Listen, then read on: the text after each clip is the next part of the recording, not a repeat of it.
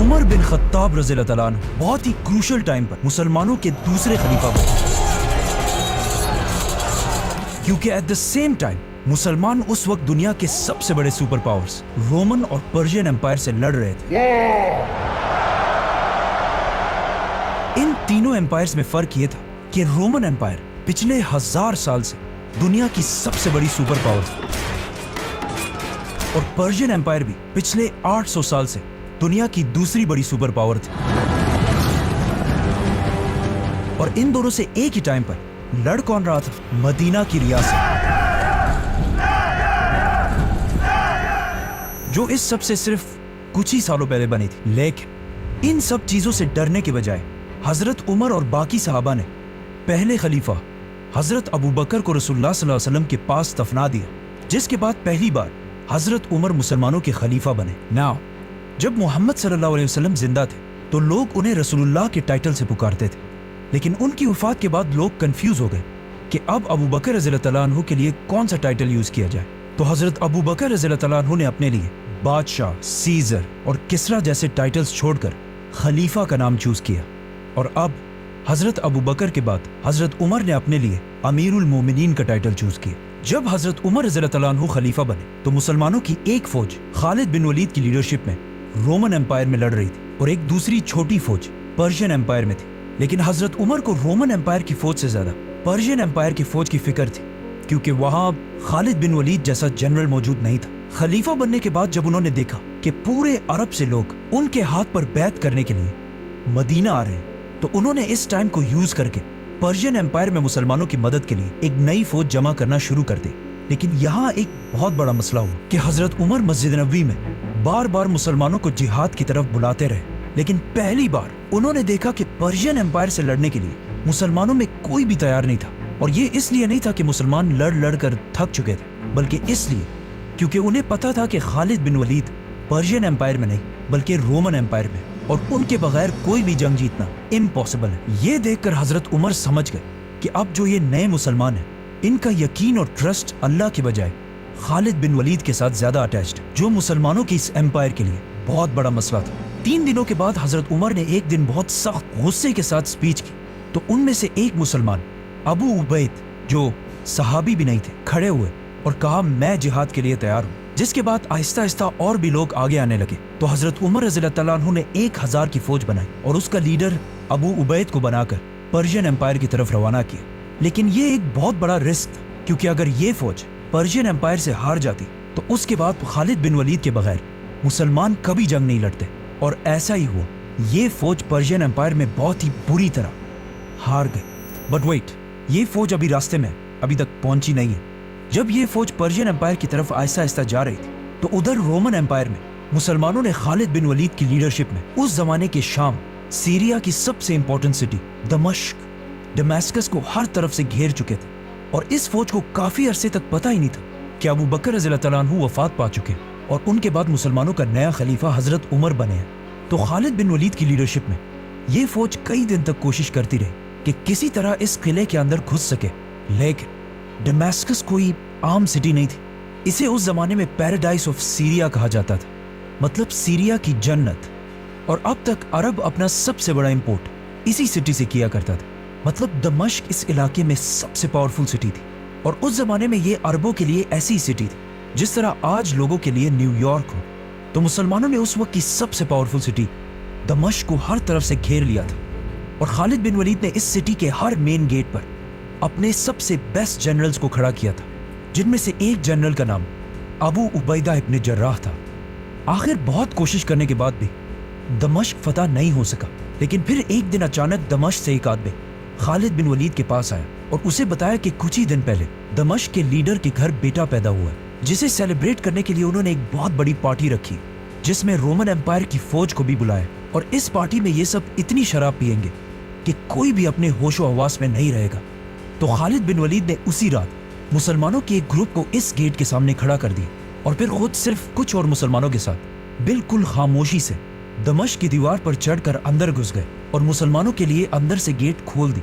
और इस तरह मुसलमानों की फौज का एक समंदर किले के अंदर घुस गया और बहुत तेजी से मुसलमान ईस्टर्न साइड से इस किले को फतह करने लगे।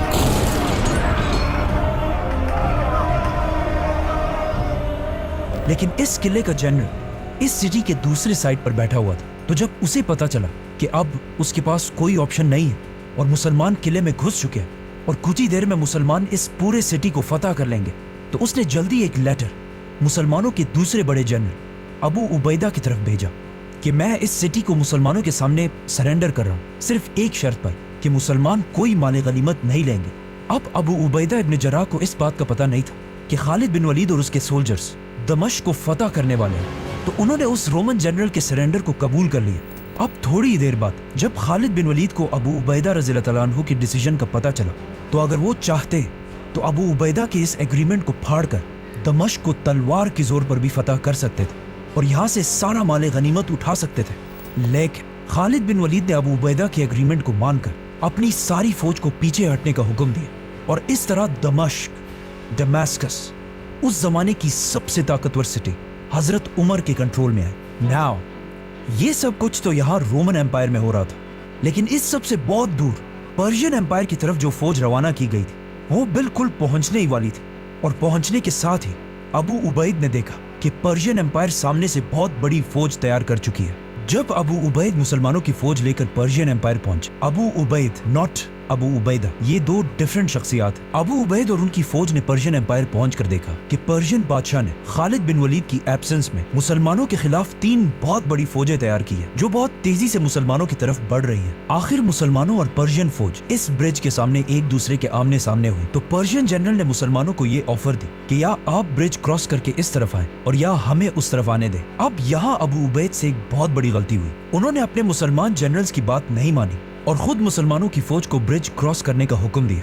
अबू उबैद खुद सहाबी नहीं थे और इनकी एज भी बहुत कम थी। जब हजरत उमर रज़ियल्लाहु तआला अन्हु ने इन्हें मुसलमानों की फौज का जनरल बनाया, तो सहाबा ने कहा कि आप इसे नहीं बल्कि किसी सहाबी को जनरल बनाए। लेकिन अबू उबैद वो वाहिद इंसान थे जो सबसे पहले जिहाद के लिए खड़े हुए थे, इसीलिए हजरत उमर ने इन्हें एक ऐसी फौज का कमांडर बनाया जिसमें इनके अंडर बहुत सारे सहाबा कराम भी थे। आखिर मुसलमानों की फौज जो ऑलमोस्ट 9000 थी, उन्होंने ब्रिज क्रॉस कर ली और जंग शुरू हुई। रोमन एम्पायर में दमिश्क, दमास्कस और पर्शियन एम्पायर की हीरा सिटी फतह करने के बाद अब दुनिया में हर कोई मुसलमानों को एक सीरियस थ्रेट समझने lगा था। तो जब अबू उबैद ने अपने घुड़सवारों हॉर्समैन को पर्शियन एम्पायर पर हमले का हुक्म दिया, तो वो सामने पहली बार पर्शियन एम्पायर की फौज में हाथियों को देखकर बिल्कुल डर गए और आगे बढ़ने के बजाय पीछे भागने लगे। ये देखकर पर्शियन एम्पायर ने मुसलमानों पर हमला कर दिया और उनके हाथी बहुत सारे मुसलमानों को शहीद करने लगे। एक हाथी ने तो इवन अबू उबैद को उनके घोड़े से गिरा दिया और फिर उनके सीने पर पांव रख के बिल्कुल क्रश कर दिया। ये हिस्ट्री में पहली दफा था कि किसी जंग में मुसलमानों के जनरल को शहीद किया गया।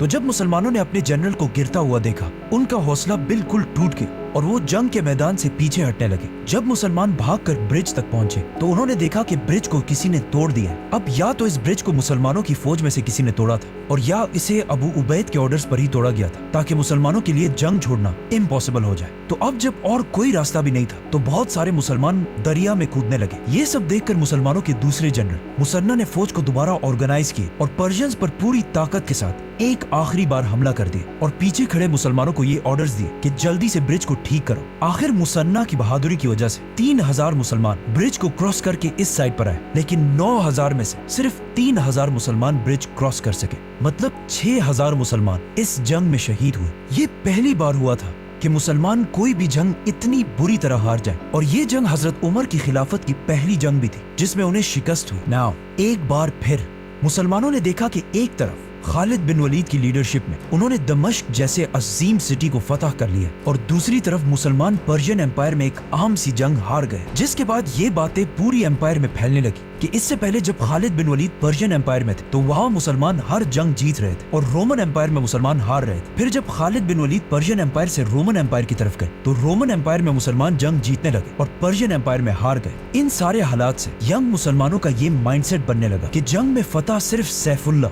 खालिद बिन वलीद की लीडरशिप में ही मिल सकती और उनके बगैर चाहे जो भी हो जंग नहीं जीत सकते। तो जब खालिद बिन वलीद मुसलमानों की फौज के जनरल होते थे तो उनकी फौज भी फुल मोराल के साथ लड़ती थी لیکن جب خالد بن ولید نہیں ہوتے تھے تو مسلمان اس پیشن کے ساتھ جنگ نہیں لڑتے تھے. ان ساری باتوں کا مدینہ میں بیٹھے مسلمانوں کے خلیفہ حضرت عمر رضی اللہ تعالیٰ عنہ کو بہت اچھی طرح پتا تھا. تو ان سارے حالات کو کنٹرول کرنے انہوں نے ایک بہت ہی سخت ڈیسیژن لی کہ اب ٹائم آ گیا ہے کہ مسلمانوں کے اس فوج کے عظیم جنرل خالد بن ولید کو ان کی پوزیشن سے ہٹا دیا جائے اور ان کی جگہ ایک نیا آرمی چیف لگایا جائے.